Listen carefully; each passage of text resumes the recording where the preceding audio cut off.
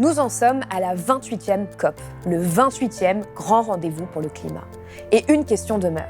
Pourquoi près de 30 années de négociations climatiques ont-elles à ce point échoué ? Depuis ce matin, ils affluent sur le site de la COP28 pour parler de l'avenir de la planète. 70 000 participants, dont 180 chefs d'État et de gouvernement, sont attendus à Dubaï. Mais le choix des Émirats arabes unis fait débat. Le pays est le 7e producteur mondial de pétrole. Le président de cette COP, Sultan Al-Jaber, est lui-même à la tête de la principale compagnie d'hydrocarbures du pays. Aujourd'hui, même si les engagements des États sont respectés, ils conduiront à une diminution des émissions de seulement 2% au niveau mondial, entre 2019 et 2030. Alors que la promesse de l'accord de Paris était de les réduire de 43% pour rester sous la barre fatidique des 1,5 degrés de réchauffement. La température moyenne du globe a déjà augmenté d'1,2 degré. Et les conséquences de ce réchauffement sont toujours plus visibles et violentes. Alors encore une fois, pourquoi une telle inertie ? Bien sûr, les raisons sont nombreuses. Le journaliste Fabrice Nicolino, que je reçois aujourd'hui, parle de sabotage. Pour lui, l'ONU n'a pas seulement échoué dans sa mission de lutter contre le réchauffement climatique, elle est complice de l'inaction. Pendant des années, l'organisation a laissé les intérêts des multinationales les plus polluantes et des industriels influencer les négociations. Ces mastodontes économiques ont tranquillement pu entraver la lutte contre le dérèglement climatique tout en donnant l'illusion d'agir. En retraçant l'histoire des organisations internationales consacrées à l'écologie, comme le GIEC ou encore l'UICN, depuis le premier sommet de la Terre à Stockholm en 1972, Fabrice Nicolino a découvert des personnages dignes de films qui incarnent ces conflits d'intérêts. Des hommes qui ont été au cœur des discussions climatiques tout en étant liés aux industries les plus polluantes, souvent fossiles. Dans son dernier livre, Le grand sabotage climatique, il explique pourquoi le changement climatique n'a selon lui jamais été pris au sérieux par les instances internationales et appelle la jeunesse à prendre en main son destin en se révoltant. Alors, qui sont les saboteurs du climat ? Quel impact ont-ils encore aujourd'hui sur les négociations et les débats climatiques ? Et la COP28 à Dubaï serait-elle le paroxysme de ce jeu de dupes ? Réponse tout de suite dans cet entretien Blast avec Fabrice Nicolino.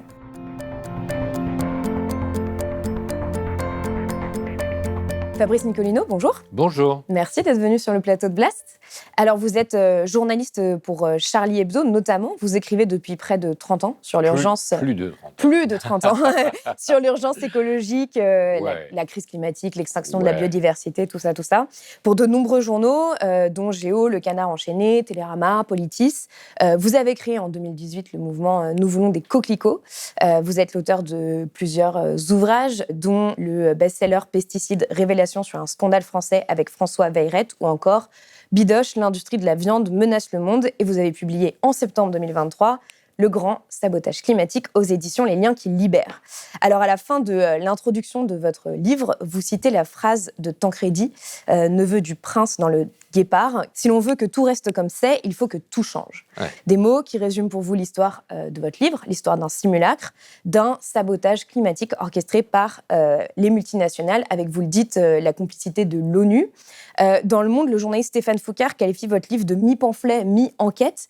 Ma première question est simple, pourquoi est-ce que vous avez voulu écrire ce livre ? D'abord parce qu'il contient des révélations et des choses que je connaissais et que je voulais transmettre absolument, vu les enjeux très importants. Donc vous rappeliez que ça fait très très longtemps, des décennies que je m'active et que je m'intéresse de près à ces questions écologiques, à la crise écologique planétaire, et une question me taraude depuis très longtemps. Combien de temps, j'en sais rien, mais longtemps. La question de savoir pourquoi rien ne se passe. Ça, c'est quand même une question, la question que tout le monde devrait se poser. Mmh. On parle de la question climatique et du dérèglement depuis des décennies, c'est très impressionnant. Les mauvaises nouvelles s'accumulent. Chaque jour ou presque, on apprend quelque chose qui aggrave encore la situation, si c'est possible. Et donc, moi, j'ai simplement voulu savoir, mais pourquoi ça n'a pas marché ? Il y a des scientifiques qui alertent, il y a la création du GIEC, le groupement intergouvernemental sur le climat, créé en 1988, il y a donc 35 ans, avec des alertes sans cesse, et rien ne bouge. Comme j'aime bien fouiller dans les coins et les recoins de toutes ces questions-là, et des autres d'ailleurs, eh bien, j'ai voulu savoir et finalement, j'ai su. Votre livre, il se concentre sur beaucoup de de personnalités qui ont été en prise avec les négociations climatiques, mais quand même sur 2 hommes en particulier, qui sont les incarnations du grand sabotage climatique que vous dénoncez. Donc le premier, qui est le personnage principal de votre livre, c'est Maurice Strong. Donc c'est celui qui a créé le programme des Nations Unies pour l'environnement, qui a aussi cofondé le GIEC, en bref, qui a été au cœur des processus de gouvernance environnementale mondiale dès le premier sommet de la Terre. Alors qu'en parallèle, il travaillait pour l'industrie pétrolière qui a fait sa fortune. Qu'est-ce que l'histoire de ce personnage, qui est en fait bien réel, nous raconte aujourd'hui ? Bon, je vais recommencer à zéro, si vous le permettez. Bien sûr. Maurice Strong, c'est un homme absolument inconnu au bataillon. C'est-à-dire, c'est un homme que vous prenez un homme dans la rue, c'est Maurice Strong. Ok, il est né en 1929, c'est un Canadien anglais. En 1970, dans des circonstances que j'ai pas pu élucider, et je fais appel à mes confrères et consoeurs journalistes, allez-y, essayez de comprendre là où je n'ai pas compris. En 1970, l'ONU va chercher Maurice Strong, qui n'a absolument aucun rapport avec la protection de la nature ou des écosystèmes, ou rien. Rien du tout. Il n'a fait ses preuves dans aucun domaine. Et pourtant, l'ONU va lui confier, de manière tout à fait mystérieuse, un rôle fondamental, qui est d'organiser le premier sommet de la Terre de Stockholm en 1972. Donc c'est Maurice Strong qui fait ça. Pourquoi lui? On ne sait pas. On ne sait pas. À la suite de ça, Strong crée pour le compte de l'ONU, le Programme des Nations Unies pour l'environnement, le PNUE, qui existe toujours, qui est une agence importante de l'ONU, qui est basée au Kenya, à Nairobi. Donc, il va créer ce PNUE, et après, pendant plus de 25 ans, il va être l'homme central de toutes les discussions climatiques internationales. Il va devenir, figurez-vous, sous-secrétaire général de l'ONU, le vrai patron de l'UICN, qui est l'Union internationale pour la conservation de la nature. Donc sur les questions plus biodiversité, là d'ailleurs, justement, donc climat et biodiversité. C'est des scientifiques qui font ce qu'on appelle des listes rouges, des espèces menacées. Enfin, c'est toute une nomenclature de la biodiversité menacée. Il va adhérer au WWF, il va être au conseil d'administration de la Fondation Rockefeller, il va être cofondateur, vous l'avez dit, du GIEC, il va être à l'origine du Forum économique de Davos, qui est le rendez-vous quand même des milliardaires et des grandes entreprises transnationales. Bref, c'est un homme orchestre qui est partout. Donc l'ONU lui donne cette responsabilité dans des conditions extrêmement bizarres. Il devient le chef et il va il va créer le sommet de la Terre de Rio, qui est un événement, on l'a un peu oublié, mais qui était un événement extraordinaire. 180 chefs d'État qui se réunissent à Rio pour la première fois, parler de biodiversité, de climat, de ceci, de cela, avec des grandes déclarations enflammées. Il y en a des tonnes et des tonnes. On pourrait remplir cette pièce avec des documents qu'on a publiés à cette époque-là. 1992, 1997, Strong, il ouvre Escalité, c'est-à-dire en tant que secrétaire général adjoint ou sous-secrétaire général de l'ONU, il ouvre la conférence de Kyoto, où pour la première fois on envisage de réduire un tout petit peu les gaz à effet de serre. Donc il ouvre cette conférence. Ensuite, il va préparer la conférence le sommet de la Terre de Johannesburg en 2002.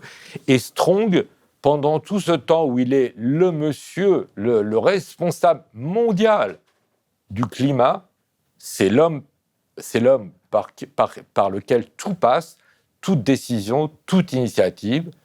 Maurice Strong, pendant ce temps charmant, il est aussi fondateur de plusieurs sociétés pétrolières. Enfin, c'est des sociétés plutôt moyennes. C'est pas Total, c'est pas Exxon, mais c'est quand même des belles sociétés des vraies sociétés pétrolières qui génèrent du pognon et qui sont largement responsables du dérèglement climatique en cours. Personne n'a eu autant de responsabilités au plan mondial pour la soi-disant lutte contre le dérèglement climatique. Et pourtant, il a fondé ou dirigé ou acheté ou vendu pendant tout ce temps-là des sociétés pétrolières. Donc c'est absolument hallucinant. Mais c'est pas seulement ça, c'est un drôle de mec quand même. C'est vraiment un drôle de mec parce qu'à un moment donné, dans le cadre de ses affaires, de son business, parce que fondamentalement, c'est un businessman. Donc dans le cadre de ses affaires, il se retrouve avec un ranch aux États-Unis, avec, selon les sources, entre 40 000 et 60 000 hectares, n'est-ce pas? C'est beaucoup, c'est très grand. Et par chance pour lui, je ne sais pas si on peut dire par chance pour lui, sous le sol de ce ranch, il y a une nappe d'eau extraordinairement abondante. Or, à ce moment-là, les villes de l'Ouest américain, par exemple, au Nevada, Las Vegas, ont besoin d'eau. C'est des villes Las Vegas a été construite, je ne sais pas si vous le savez, mais dans un semi-désert. Donc, il y a besoin d'apporter de l'eau sans cesse. Et Strong, qui est un businessman, se dit, mais oui, bien sûr, on va creuser, je ne sais pas, 150 puits chez moi. On va extraire de l'eau de cette nappe providentielle et on va l'amener jusqu'à ces villes assoiffées et on va se faire beaucoup de thunes. Et il s'est battu comme un chien pendant des années pour essayer d'obtenir ça. Finalement, il a été vaincu par une sorte de coalition. Là, il y avait une agence fédérale américaine et puis une coalition d'Indiens locaux, d'écologistes et de paysans qui disaient, à juste titre, que vider cette nappe, c'était détruire les écosystèmes alentours pour des tas de raisons, je n'entre pas dans les détails. Oui, bien sûr, mais de toute façon, on ne peut pas forcément... Enfin, il y a des écosystèmes à respecter, on ne peut pas prendre l'eau à un endroit et l'emmener à un autre dire, sans que au ça nom ait de quoi? de Au nom du fait qu'il est proprio. Non, mais je veux dire, c'est une logique. Non, ce que je veux dire, c'est que c'est impossible de comprendre... Mais ça montre sa philosophie et sa façon Exactement, de son rapport aux écosystèmes et aux vivants. Au fric. Je parlais il y a quelques jours j'ai reçu un message très intéressant d'un Suisse, monsieur Alain Clerc. C'est le mec qui a inventé cette expression de sommet de la Terre, qui était assez bien vue. Et Alain Clerc, donc, a fort bien connu Strong et Schmidheiny, et il m'a raconté ceci. Il me dit, donc j'étais avec Maurice Strong, on préparait le sommet de la Terre de Rio en 1992, je lui avais suggéré ce titre de sommet de la Terre, il s'était montré enthousiaste, c'est vachement bien, on prend ça, c'est merveilleux, c'est super. Et dans la foulée ou pas, ou peut-être quelques jours plus tard, Strong demande à Alain Clerc, vous ne connaîtriez pas une entreprise de textile en Suisse? Il voulait faire fabriquer des t-shirts avec marqué, je ne sais pas, sauver la planète, sommet de la Terre, pour annoncer l'événement de 1992. D'accord. Pourquoi pas, après tout? Pourquoi pas? Sauf que, me dit Alain Clerc, c'était pour lui. C'était pour lui. Le pognon, c'était dans sa poche. C'était pas du tout pour faire entrer ça dans les circuits officiels du sommet de la Terre. Il lui aurait dit, c'est ce que m'a dit Alain Clerc, il y a du fric à se faire. Ouais. Alors, évidemment, quand on est en face de personnages comme ça, on est un peu sidéré. Ça reste très mystérieux. Et moi, je veux dire, je tiens à le dire, pour moi, ça reste un personnage énigmatique. Personnellement, j'ai du mal à croire... Je fais comme ça, j'ai du mal à croire dans le cynisme absolu, total, définitif. Je préfère faire crédit aux gens plutôt que de les accuser du pire tout de suite. Peut-être y avait-il, vous savez, c'est ce dieu romain, Janus biface, c'est-à-dire peut-être qu'il y avait une double face chez lui, ça, le businessman, qui n'en a absolument rien à foutre de rien. Peut-être a-t-il cru, ça me paraît difficile à croire, mais peut-être a-t-il vraiment cru que... il allait aider à une prise de conscience et à faire ceci, à faire ça. J'en sais rien, il est mort, de toute façon, paix à son âme. On va venir à son bras droit, Schmidheiny, mais vous dites que Maurice Strong a défendu des intérêts contradictoires avec la complexité de l'ONU. Est-ce que vous avez des exemples de ça, de comment il a opéré et surtout quelle influence concrète il a eu justement sur toutes ces négociations internationales? En quoi sa présence a changé quelque chose? Sa présence dit quelque chose, mais quel a été l'impact de sa présence? Si on parle de présence, ça ne suffit pas. Il a dirigé... Non, mais de son orchestration, en fait. Quel a été l'impact de tout ça? Mais il a totalement dirigé. Et c'est un homme qui présidait la commission Brundtland, du nom de l'ancienne première ministre de Norvège, Mme Brundtland. En 1983, cette commission se réunit pour évoquer les problèmes de la planète. Déjà, on a une claire conscience que quelque chose déconne et que ça ne va pas du tout. 83, c'est il y a 40 ans. En 88 ou 9 peut-être, ça va donner naissance à un livre, Notre avenir à tous, qui a été traduit dans toutes les langues. Oui, le fameux rapport Brundtland. Le rapport Brundtland, qui est un rapport quand même très très important, même si le livre, lui, est illisible. Je souhaite bon courage à ceux qui pourraient le lire. Il est rempli d'incohérences et de contradictions. Bon, c'est un peu n'importe quoi, mais tout de même, c'était un peu un livre pour dire notre avenir à tous, il faut faire attention, ceci, cela, ça. de la commission Brundtland et de ce livre a surgi, et Strong faisait partie de la commission, et selon tous les témoins que j'ai pu interroger, il avait le rôle principal, forcément. Il était sous-secrétaire général de l'ONU, vous imaginez la puissance de cet homme-là. C'est de cette commission qu'est née l'expression « développement durable ».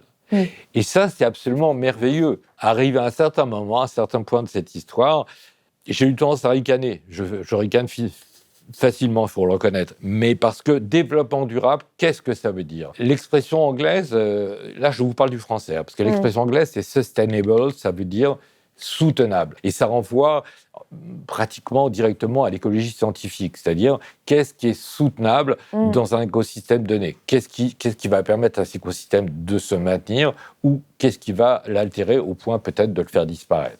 Donc soutenable, c'est pas pareil que durable, n'est-ce pas ? En français, pour des raisons assez mystérieuses, le fait est que ça a été traduit en français sous l'expression développement durable. Or, qu'est-ce qu'un développement durable, sinon un développement appelé à durer ? Je vous pose la question. Le développement, si vous voulez, j'en parle dans le livre d'ailleurs, c'est une notion qui est fondamentale. C'est quoi le développement ? C'est un truc qui a été imaginé juste après la guerre, autour du président américain Truman, qui a créé cette expression horrible de pays sous-développés, qu'il faut aider à se développer. Le développement, c'est un masque. Et dans l'expression développement durable, c'est une expression qui trompe. Et donc, Strong est le responsable de cette histoire. Et comme il était absolument partout, je dis bien partout, que ce soit au WWF, au forum de Davos, quand il est mort, c'est très impressionnant. Je parle dans le livre de tous ceux qui l'ont magnifié au moment de sa mort, la Banque mondiale, le secrétaire général adjoint de l'ONU et celui qui est devenu le directeur exécutif du programme des Nations Unies pour l'environnement, Achim Steiner, dit aujourd'hui « Le monde pleure l'un de ces grands hommes. Maurice Strong était un visionnaire et un pionnier du développement durable mondial. On se souviendra toujours de Monsieur Strong pour avoir placé l'environnement sur l'agenda international et au cœur du développement. » Donc d'une certaine manière, en fait, cet hommage résume assez bien l'empreinte qu'il a laissée. Vous avez tout à fait raison, mais c'était un cœur de pleureuse, quoi. Je veux dire, c'était vraiment impressionnant. L'autre homme clé de votre livre, c'est Stéphane Schmidheiny. Donc, juste pour résumer rapidement, il a été condamné à 18 ans de prison, parce qu'il a été jugé responsable de la mort de 3000 ouvriers dans ces usines d'amiante, mais il ne s'est pas présenté au tribunal, il a réussi à ne pas purger sa peine, il a refait sa vie ensuite en Amérique latine, où il est devenu officiellement philanthrope, et au moment du sommet de la Terre de 1992, Maurice Strong fait de Schmidheiny son bras droit, et à ce moment-là, Schmidheiny va créer une sorte de surpuissant lobby patronal qui regroupe en fait l'essentiel des multinationales les plus polluantes, qui existent, dont les majors du pétrole. Ce groupe existe encore aujourd'hui, on va y venir, et donc il s'appelle le World Business Council for Sustainable Development, donc développement durable. Quel a été le rôle de ce Schmidheiny en couple, en quelque sorte, avec Maurice Strong dans justement tous ces conflits d'intérêts qui ont baigné dans ces négociations ? D'abord, pourquoi Strong va chercher un type comme Schmidheiny qui n'a a priori strictement rien à voir avec l'affaire. L'histoire officielle dit que Strong a rencontré Schmidheiny dans une conférence, probablement en Suède, je crois me souvenir, et il lui aurait proposé d'organiser avec lui le sommet de la Terre de Rio en 1992. On n'est pas obligé de le croire. Ça fait un peu bizarre. Vous rencontrez un mec dans la rue et vous lui proposez ça. Bon, il doit y avoir d'autres raisons qu'on ignore. En tout cas, Schmidheiny, c'est un homme qui... vous l'avez dit, mais j'y reviens une seconde. C'est extraordinaire. J'ai j'exagère. J'ai connu le procureur de l'affaire Schmidheiny à Turin, Raffaele Guarinello, qui est un type qui a fait un travail absolument extraordinaire, très méticuleux, parce que Schmidheiny est l'héritier d'une dynastie industrielle suisse qui a commencé par une briqueterie et puis qui est devenue une transnationale. Au moment du partage, quand Schmidheiny est jeune, 23-24 ans, on lui file une partie de la dynastie qui s'appelle Eternit, c'est l'amiante. Et donc, il va gérer l'amiante.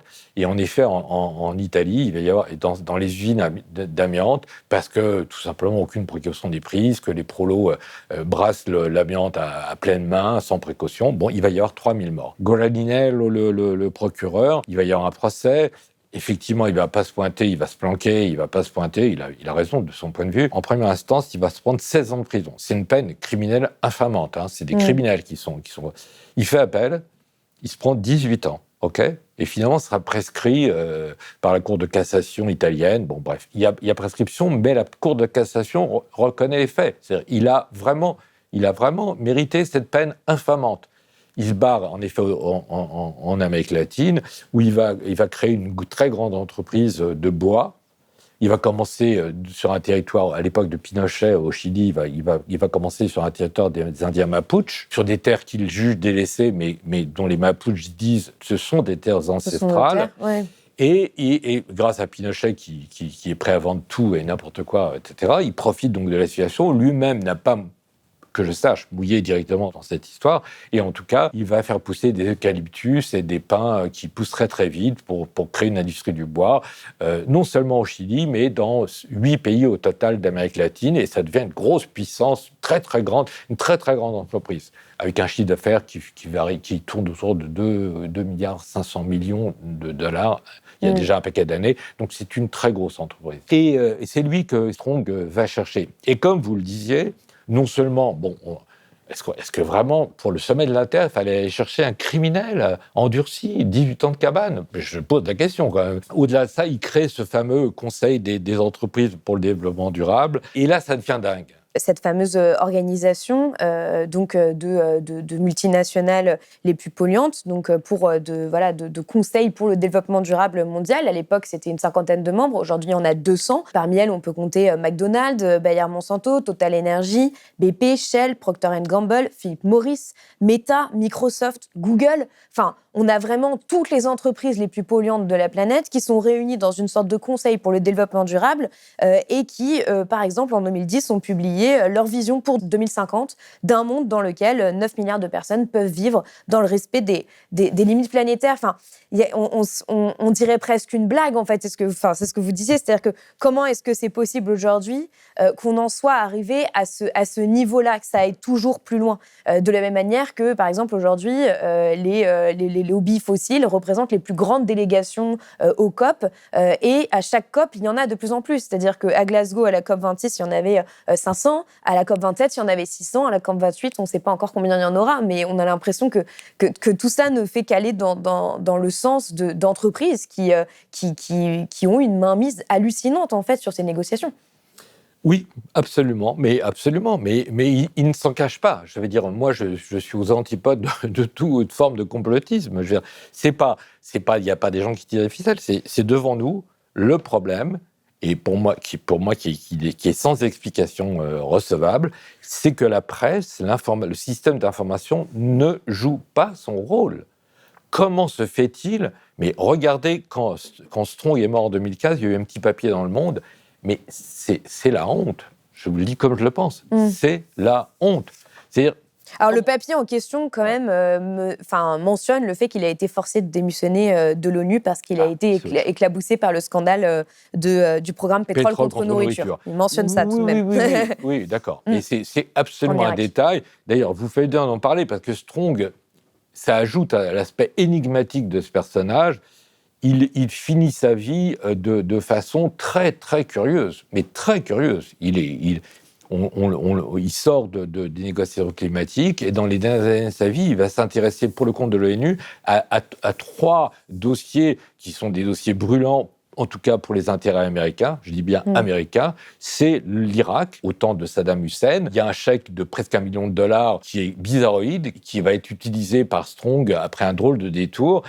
L'Irak, la Corée du Nord et la Chine. C'est-à-dire, qu'est-ce que ce mec va faire dans ces dossiers brûlants après s'être occupé des négociations climatiques ?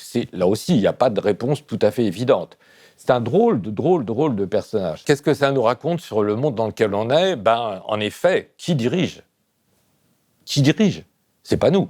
Je ne crois pas, du moins. On ne dirige pas. Qui dirige ? Les sociétés transnationales, dont on le sait très bien. Les sociétés transnationales, souvent, sont plus puissantes économiquement et politiquement que les États eux-mêmes. On le sait. Alors, quand vous réunissez 200 entreprises, elles décident en notre nom. Vous le savez très bien. Quand il y a 200 entreprises de cette taille gigantesque, Je veux dire, j'aimerais connaître le chiffre d'affaires cumulé de ces 200 boîtes. Je pense que ça doit être des milliers de milliards d'euros. Donc, quand on en arrive là, et qu'en plus, il y a complicité, et même organisation par l'ONU d'un système parfaitement corrompu, où on ne défend pas les intérêts de l'humanité et des écosystèmes, mais seulement les intérêts de leurs mandants, qui étaient les mandants de Maurice Strong. Je pose la question. Je veux dire, c'est un mec qui a fait toute sa carrière dans le pétrole, mais au secours, qu'est-ce que ça veut dire ? Mais alors, est-ce que justement, il n'y a pas aussi une tendance à surestimer le rôle de ces personnages et une complexité à prendre en compte sur même ne serait-ce que le fait de mettre en accord des pays qui ont des intérêts économiques totalement divergents sur le fait de réduire leurs émissions. Enfin, la mission de base, déjà, paraît presque impossible. Eh bien, je ne sais pas. Je veux dire, en bonne logique, quand quelque chose ne marche pas, on réfléchit et on essaie de trouver autre chose. Ils ont maintenu parce que ce système les favorisait. Mais cela étant, vous avez tout à fait raison. Je reviens une seconde sur les conditions de la création du GIEC, parce que ça nous permet de comprendre ce qui s'est passé. Le GIEC a été créé en 1988. Strong est l'un des cofondateurs. Certains disent même le fondateur. Oui, alors qu'aujourd'hui, le GIEC est considéré comme quand même un organisme de référence sur l'état des connaissances scientifiques. À part par les climato-sceptiques, et c'est vrai qu'il est aussi beaucoup remis en question. Non, je vais vous dire ça autrement. Non. 1998, création du GIEC. Il y a deux personnages de la politique internationale bien connus, Ronald Reagan et Margaret Thatcher, qui ont évidemment leur mot à dire dans la création de cet organisme supranational, et qui disent non, pas question de laisser ça aux scientifiques. Ils se méfient d'eux, ils pensent que c'est des militants et qu'ils vont vouloir s'attaquer à l'esprit d'entreprise et que ceci, que cela. Bref, ils ne veulent pas. C'est le libéralisme extrémiste de ces deux personnages. Et ils disent, et ça c'est décisif pour ce qui va suivre, ils disent il faut que les États soient représentés dans cette histoire. Pas que les scientifiques, les États, sur le modèle bien connu de l'ONU et du PNUE. Le PNUE, c'est exactement ça, le Programme des Nations Unies pour l'environnement. Pourquoi c'est une sorte de grosse vache, excusez-moi, complètement incapable de poser les problèmes ? Parce que les États y sont représentés et qu'il y a des débats interminables et filandreux pour essayer d'avancer. Évidemment, on n'avance pas. Le GIEC, c'est pareil. C'est-à-dire, les États sont représentés, et il faut bien comprendre qu'il y a les travaux des scientifiques, n'est-ce pas ? Oui, et le résumé pour décideurs doit être approuvé par tous les États. Exactement. Mais rendez-vous compte, mais ça change rigoureusement tout, puisque le résumé pour les décideurs, il est toujours en retrait par rapport aux connaissances scientifiques, pour la raison tout simple que les États refusent, s'interdisent de reconnaître la gravité des choses. Et moi qui suis... hélas, ces questions depuis si longtemps, j'ai toujours croisé des scientifiques du GIEC qui tout le temps me disaient la même chose depuis très longtemps. C'est très en deçà de la réalité, c'est très en deçà de ce que nous savons. Mais le résumé pour les décideurs, c'est une sorte de compromis entre bureaucrates, entre représentants des États. Ça ne dit pas la vérité. Et vous avez entendu parler comme moi, j'en suis sûr, de ces fameuses boucles de rétroaction positive qui font que la situation est beaucoup plus grave que ce qu'on en dit. On peut dire que oui, le résumé pour décideurs est édulcoré, mais je veux dire, le dernier rapport du GIEC, le 6e rapport du GIEC, reste quand même extrêmement alarmiste. Alors, au bout de 35 ans, c'est bien le moins. Au bout de 35 ans, c'est bien le moins. Oui. Je veux dire, il y a des interrogations tragiques. Est-ce que le Gulf Stream qui nous réchauffe, qui nous permet de passer des hivers à peu près corrects en France, est-ce qu'il va s'arrêter, est-ce qu'il va dévier sa route, etc. Tout ça, c'est des questions qui sont sur la table. Je veux dire, sinon on se retrouve à la latitude de Montréal et on va cailler des miches pendant tout l'été, pendant tout l'hiver à Paris, à cause des États et à cause des diplomaties, des intérêts des États et des intérêts économiques, bien sûr. On sous-estime sans aucun doute possible la gravité de la crise climatique. Je vous rappelle que les accords de Paris, c'était un accord historique, tout le monde était extrêmement heureux, c'était les paillettes, les confettis, etc., etc. Tout devait s'arranger et on devait rester sous la barre des 2 degrés et se rapprocher le plus possible des 1,5 degré de plus moyenne, par rapport à l'ère pré-industrielle. On est à 2,1. Alors 2,1, c'était sur un mois. La moyenne, elle est à 1,2. Là, aujourd'hui, on est à plus 1,2 degrés. Mais si on a déjà passé ce cap, c'est sûr que de toute façon, ça ne va pas... Non, mais là, sur la trajectoire actuelle officielle, estampillé, on est au-delà de 3 degrés d'augmentation. Ouais, on est à 2,7, 2,8 à la fin du siècle. Et encore, c'est si tous les États respectent leurs engagements, ce qui reste très utopiste. Mais justement, en fait, si on prend un petit peu de hauteur, d'une certaine manière, l'influence des intérêts privés sur les négociations climatiques et l'action des États, elle a été documentée, notamment par Christophe Bonneuil, qui est historien des sciences, que j'ai reçu sur ce plateau, qui a montré comment les lobbies fossiles ont fabriqué le doute sur le changement climatique ou empêché la mise en place d'actions ambitieuses. On a aussi, par exemple, Édouard Morena, qui est chercheur en sciences politiques, qui est venu aussi à Blast et qui, dans son enquête, a montré comment les ultra-riches, par exemple, ont structuré des réseaux de fondations philanthropiques, d'ONG, de cabinets de conseil, là encore, pour imposer l'idée que les entreprises, les investisseurs privés étaient les seuls acteurs légitimes face au chaos climatique.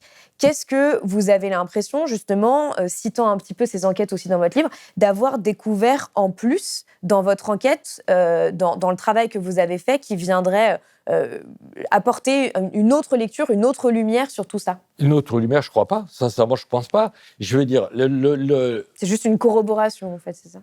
Non, c'est véritablement une révélation parce que ces choses-là n'ont jamais été écrites nulle part. Je le répète, c'est la révélation complète d'un système corrompu qui mêle transnational, ONU et gouvernement, qui fait que ça ne peut pas changer, ça ne peut pas avancer, ça ne peut pas. Donc, d'ailleurs, l'illustration la plus parfaite de ce système de fou, c'est que quand même la COP28 va être présidée par le patron de la société pétrolière des Émirats arabes unis, le sultan Al-Jaber. Mais au-delà de ça, si vous me permettez, moi j'ai envie de dire quelque chose concernant nous les humains, qui vivons aujourd'hui dans un pays comme la France. Il est sûr que la guerre qui est menée contre le vivant, la crise écologique planétaire si dramatique, eh bien, c'est une guerre tout à fait étrange.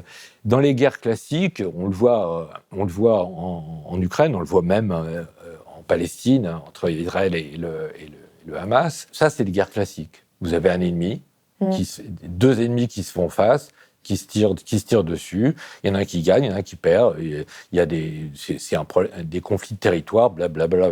On a vu ça 1000 fois, hélas, dans l'histoire des humains.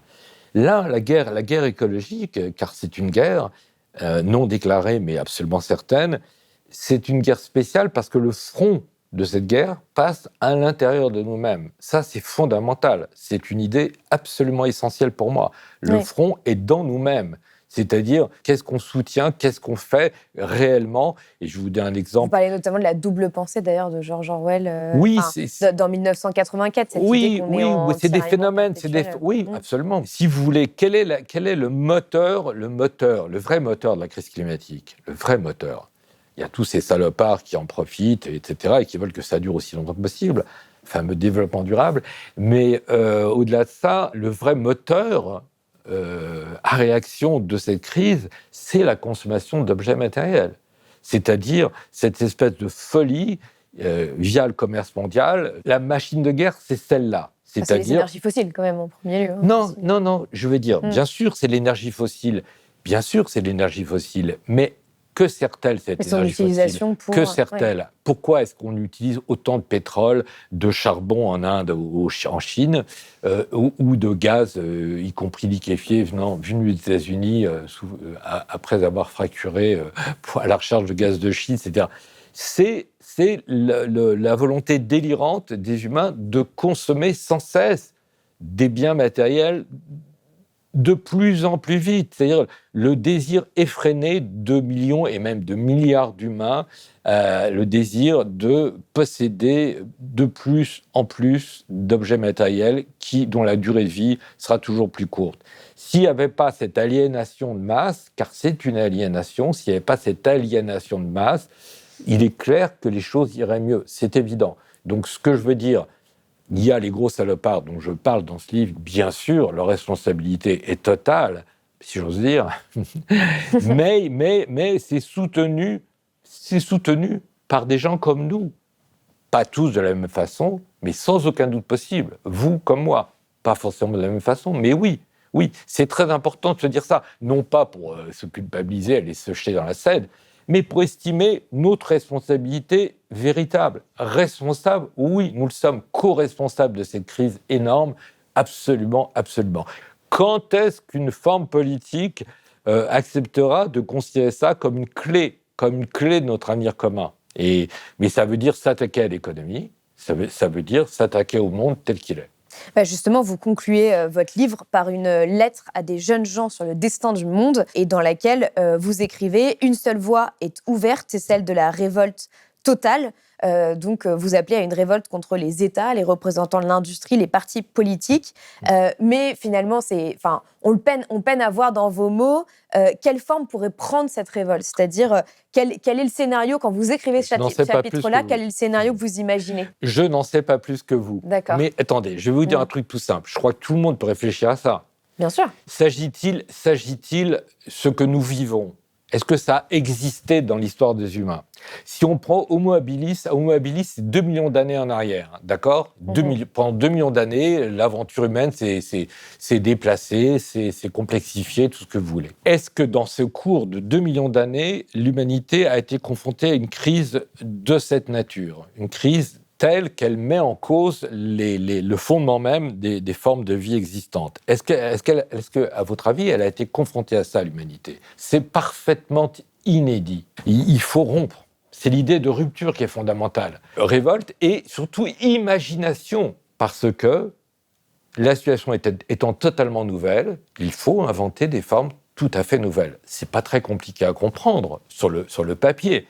J'utilise l'image que j'aime beaucoup personnellement de brûler ses vaisseaux. Bon, brûler ses vaisseaux, c'est une connotation militaire parce que ça a souvent été utilisé dans le passé des hommes, des conquérants entre guillemets qui avaient peur que leurs hommes repartent en bateau après avoir mis pied à terre et qui brûlaient leurs vaisseaux précisément pour qu'il n'y ait pas de retour en arrière possible. Moi, je plaide pour ça. Pas de retour en arrière possible, parce que la situation est d'une gravité extrême et c'est maintenant. Il faut s'unir, se réunir toutes les forces disponibles, parce que on dispose d'un temps limité. Oui, c'est un cri de révolte. Bon, moi, je suis quelqu'un de révolté. J'estime être quelqu'un de profondément révolté. Et je dis, révoltons-nous, rompons avec ce monde ancien et réunissons nos forces pour poser les questions autrement. Voilà. Merci beaucoup, Fabrice Niccolino, d'être venu sur Blast. Merci à vous, merci à vous.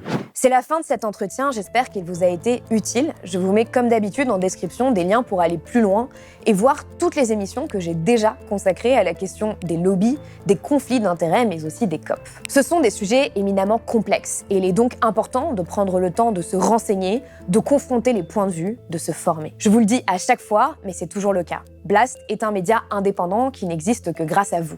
Alors, pour nous soutenir ou vous abonner, rendez-vous sur blast-info.fr. Et n'oubliez pas d'activer la cloche pour suivre notre actualité. À très vite sur Blast.